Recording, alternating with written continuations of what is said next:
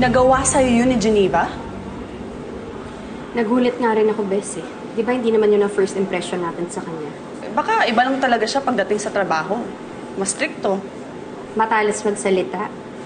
Masakit magsalita, Bes. Alam mo, Emma, if you want, isumbong natin kay Kuya para habang maaga pa, masolusyonan na yan. Hindi na. Para naman akong batang sumbongera niyan. Isa pa, kaya ko naman depensahan yung sarili ko. Pasalamat nga siya, hindi ko siya pinatulan. Naisip ko kasi kailangan pa siya ng kumpanya. Pero sana wag na maulit. Pero Emma naman, kung makautos naman siya sa'yo, parang baguhan ka lang. Ano ba yun? Baka pagod lang. Yun na lang isipin natin. Kahit na, masungit pa rin.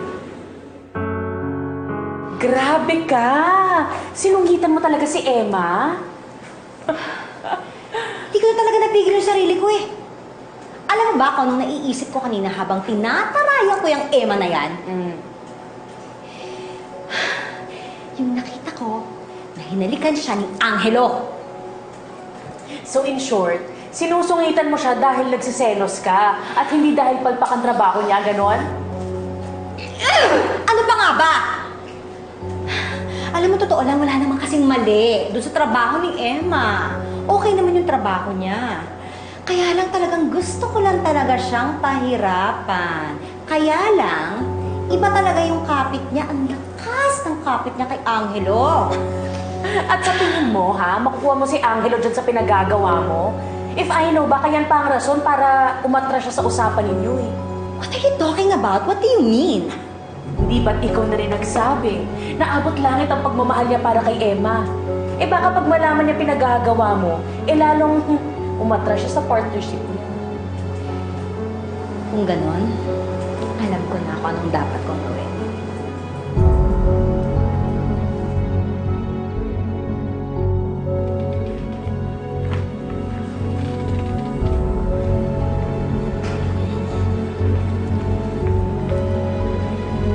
Emma, can we talk?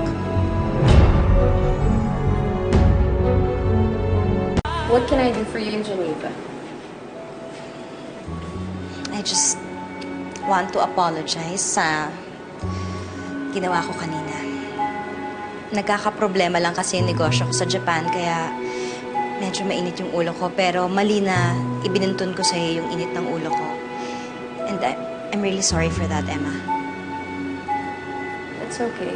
Naisip ko rin naman na baka pagod ka lang. So, are we okay? Yes. Maganda rin siguro na prangka tayo sa isa't isa dahil matagal din tayo magsasama. Thank you. Tama nga yung sinabi ni Angelo. Nabuti ka nga tao. Thank you.